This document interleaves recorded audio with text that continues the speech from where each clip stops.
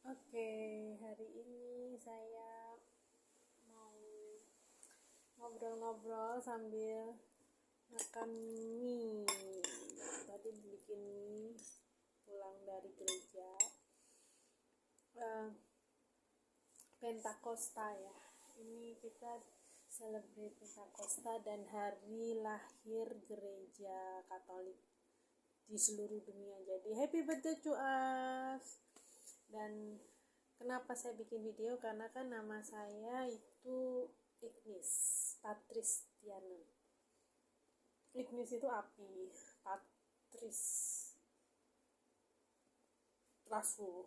Jadi api dari Allah Bapa yang merasul ke turun ke para rasul sehingga mereka dapat menyebarkan firman-firman Allah didengar oleh orang-orang di sekitar.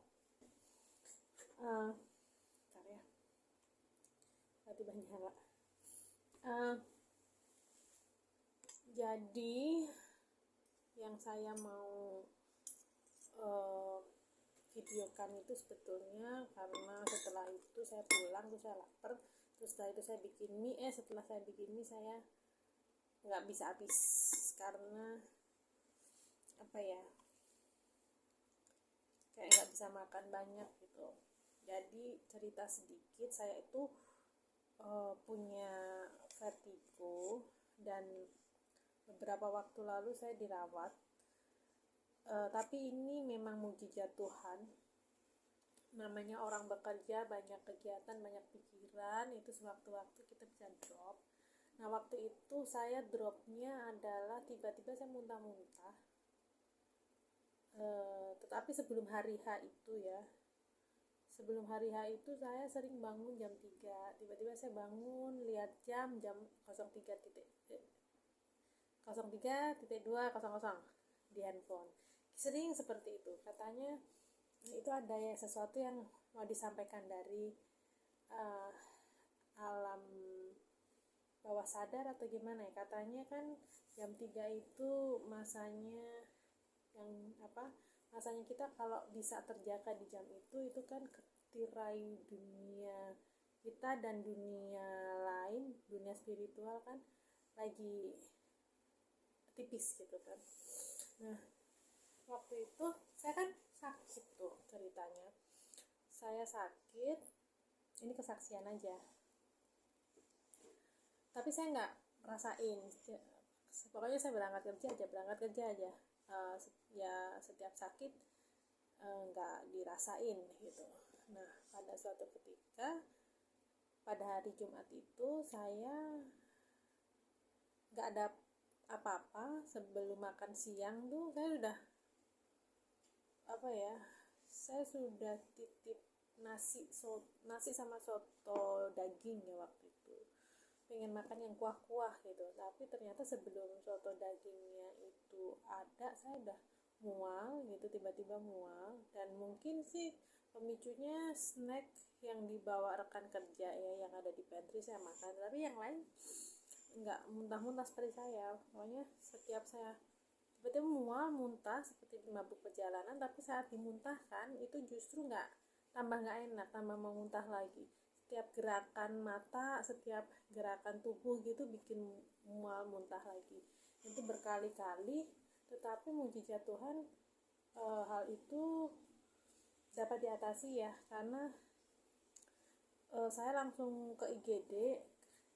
Tepat di samping gedung saya itu rumah sakit besar gitu yang ada IGD-nya. Jadi padahal saya udah nggak mau, tapi saya dipaksa harus gitu sama rekan-rekan kerja. Sebelumnya saya sempat dikerik juga, ternyata sudah hitam-hitam gitu, merah hitam gitu, namanya sakit.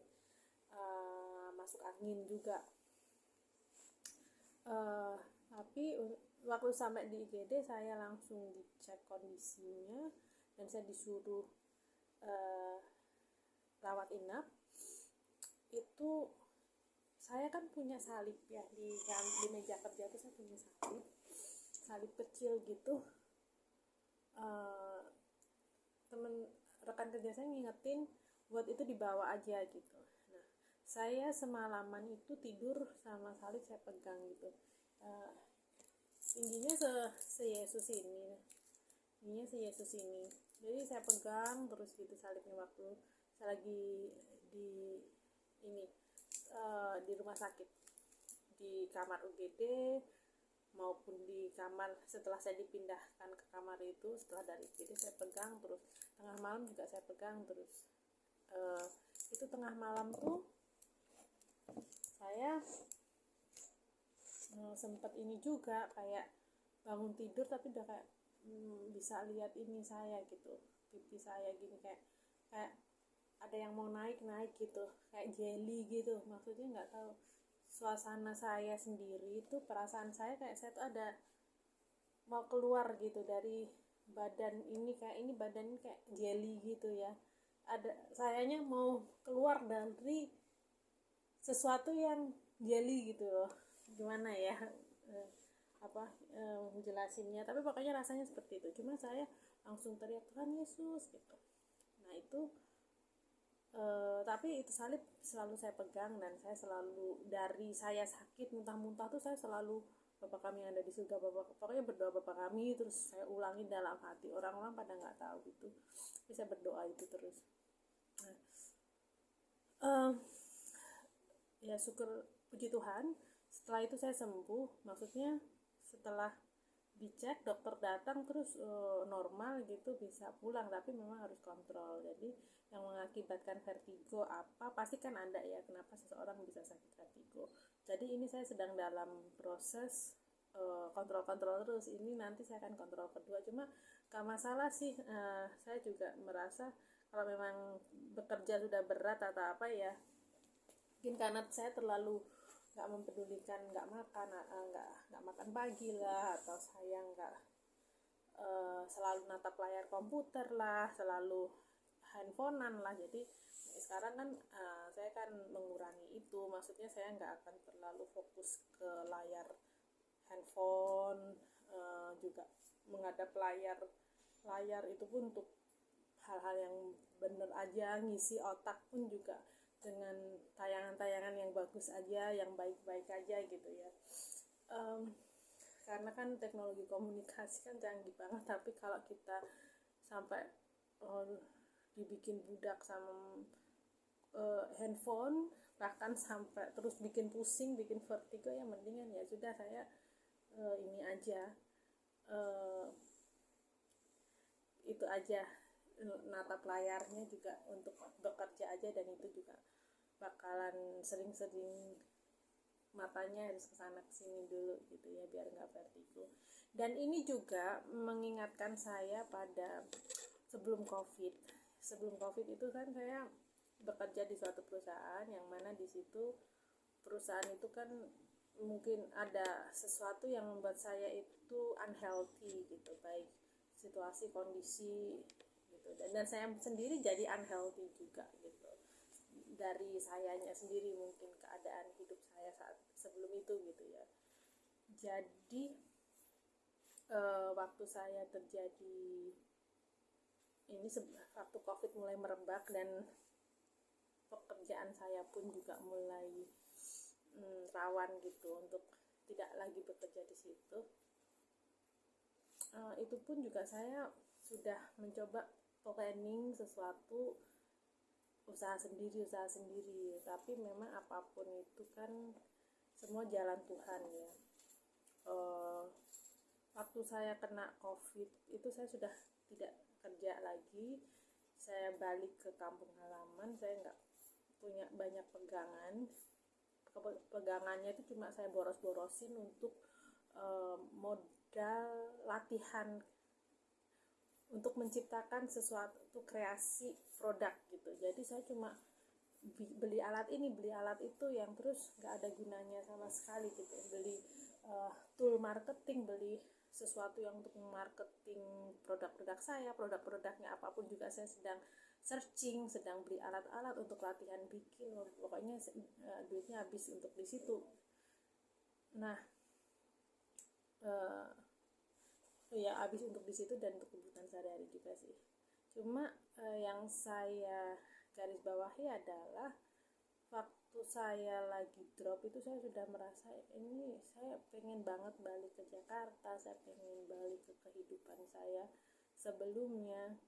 eh, saya mau pokoknya saya mau balik ke kehidupan saya sebelumnya gitu. Terus saya kan kena covid, itu udah kayak waktu saya kena covid itu udah tahu kan namanya covid itu kan bisa dicabut nyawanya segera gitu kan, apalagi parah. Nah waktu saya kena covid itu di pikiran saya justru saya mau kembali ke saat seperti saya sebelumnya gitu. Saya mau balik ke kos-kosan saya mau kembali ke Jakarta, saya mau kerja lagi di lingkungan itu gitu. Dan saya berdoa saya sembuh, dan saya berdoa, saya rosario, saya novena, saya setiap malam berdoa. Terus setiap Jumat saya ajak mami saya ke Gua Maria yang ada di kampung halaman saya di Solo. Dan itu akhirnya saya dapat kerjaan, betul. Saya dapat kerjaan karena saya berdoa itu. Cuma lokasi pekerjaannya itu di tempat yang ya karena memang saya berdoanya untuk dapat pekerjaan ya.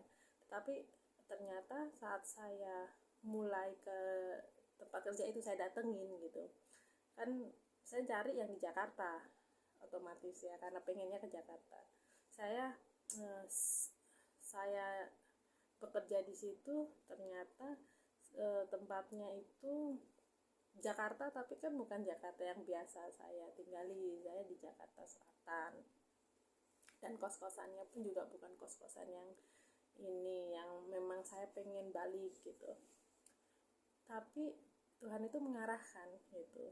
Tuhan mengarahkan di tempat bekerja itu saya juga masih merasa it's not my place. Saya nggak akan dapat bekerja optimal di situ, dan bahkan kalau saya nggak bisa optimal saya malah dikira toksik oleh orang lain, sedangkan saya merasa mereka mungkin juga toksik untuk saya nggak tahu. Pokoknya yang namanya toksik itu kan start from we are not feel very confident at that place, or kita merasa frekuensinya beda gitu. Nah akhirnya Tuhan tuh memang nuntun loh.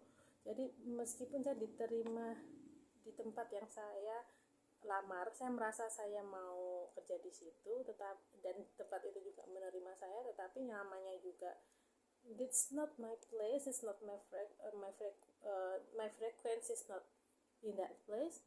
Akhirnya saya pindah kerja, kemudian pindah kerja masih di perusahaan itu ya, yang sudah di site mereka, tetapi di site yang satunya nggak cocok, saya dipindahkan ke site lain. Tapi tetap aja saya sudah dipegangin sama Tuhan. Tiba-tiba ada, saya nggak ngelamar, saya nggak apa, tiba-tiba ada telepon dari perusahaan building management juga gitu, telepon saya nggak daftar di perusahaan itu, saya sama sekali nggak tahu itu perusahaan apa. Dan tapi karena saya benar-benar mau lari dari perusahaan tersebut, saya bela-belain karena perusahaan itu dekat sekali dengan kos-kosan saya yang lama, dan saya mau balik ke kos-kosan lama itu. Saya kan pindah ke kos-kosan itu sebelum saya ke set berikutnya. Saya ancang-ancang dulu nih, saya mau pindah ke set berikutnya karena saya nggak cocok dengan set pertama. Unit pertama itu unit perusahaan ya kita nyebutnya set gitu aja lah, tapi masih dalam satu perusahaan besar itu. Tapi saya mau ke perusahaan lain aja yang nelpon saya, dan itu asing buat saya, dan saya searching, saya juga merasa kok pekerjaannya ini gitu, saya nggak ngerti gitu, saya nggak ngerti cara kerja sebagai marketing, saya nggak tahu ini nanti reportnya gimana, cara dapetin klien gimana, saya udah bingung. Tapi pokoknya saya mau lari dari situ, saya terima aja. Tapi ternyata memang that's how God sends us to the direct place, to the right place. Jadi direct to the right place. Jadi itu cara Tuhan dengan langsung menempatkan saya ke tempat yang mungkin saya merasa cocok. Saya bekerja cocok dalam artian ya di situ pasti juga ada sesuatu yang berat atau sesuatu yang mungkin ini, tapi semuanya kan jalan atas berkat Tuhan. Di tempat yang lama pun juga kalau ada yang berat, kalau ada berat kan pasti bantu. Cuma yang di sini saya merasa I feel comfort here, dan saya bisa kembali di kos-kosan saya bisa nabung, maksudnya saya bisa mengalokasikan uang juga untuk rumah gitu, dan saya bisa cukup gitu kan dengan pendapatan. Tapi yang amazing kan memang dengan kekuatan doa itu bukan kita yang mengusahakan gitu sebetulnya kan, karena saat saya berada di sini kembali seperti sebelumnya, saya mempunyai jabatan sama seperti bukan sama sih, meningkat pasti ya, tapi ternyata marketing dan tenant relation masih satu departemen, satu departemen lah istilahnya, dengan pekerjaan yang awal kali saya lakukan kan departemen tenant relation ya. Tetap di situ tetap memangku jabatan sebagai tenant relation, maksudnya posisinya memang naik ya. Terus kosnya juga di situ lagi, di tempat yang saya inginkan kembali gitu, dan situasi kerjanya pun juga berada di kota yang memang saya mau gitu. Jadi this is how God placed us. Jadi memang Yesus itu ada loh. Jadi saya nggak mau nggak mau mempengaruhi yang enggak lah istilahnya. Saya mengalami sendiri, memang Yesus itu hidup gitu. Kalau kamu minta tolong ke Yesus, se-childishnya keinginan kamu ya, seperti keinginan saya kan sebetulnya childish gitu ya, saya mau kerja lagi dong di situ, saya mau ngekos lagi dong di situ, that will be happened gitu. Kalau memang mintanya ke Tuhan Yesus dan untuk sesuatu yang memang untuk memuliakan nama Tuhan gitu. Jadi ini kesaksian saya, termasuk yang sakit itu pun juga karena saya Bapa kami terus, saya nyebut nama Tuhan Yesus, saya megang tuh semalaman saya pegang tuh salib sambil tidur. Perawat itu keluar masuk, nempelin saya di tangan sini, saya disuntik, di tangan sebelah sini infus saya diperbaiki, nggak tahu apa yang dilakukan, pokoknya bolak-balik terus itu perawat untuk make sure keadaan saya itu yang bener-bener kondisi fatal karena muntah-muntah ya, kayak istilahnya fatal muntah-muntah ya, mungkin bukan sesuatu yang berat, tapi kalau saya nggak diperhatikan dengan baik itu mungkin kan bisa mengambil nyawa loh itu sebetulnya. Sekarang namanya muntah-muntah, nggak ada apa-apa, nggak ada angin, nggak ada hujan, tiba-tiba muntah-muntah gitu. Dan saya tetap berdoa setiap kali saya sadar pasti saya nyebut nama Tuhan Yesus, dan lalu beneran saya bisa pulang karena saya bilangnya gini, Tuhan kok saya harus masuk rumah sakit weekend gitu, Tuhan nggak mau ya saya datang ke Ekaristi. Nah ternyata Tuhan nggak kayak gitu juga gitu kan, maksudnya akhirnya kan hari Sabtu saya pulang Sabtu malam saya pulang, karena saya memang dokternya udah ngizinin pulang, meskipun kalau nggak mau pulang juga masih bisa stay sampai Minggu gitu. Saya Minggu pagi ke gereja, Senin Selasanya mungkin sampai Rabu ya lupa, pokoknya masih disuruh stay at home sama dokter gitu. Tapi kan yang penting saya ke gereja bisa gitu. Jadi apapun sih Tuhan itu hidup beneran loh. Oke, sekian kesaksian saya harus ngabisin misa dulu, bye bye.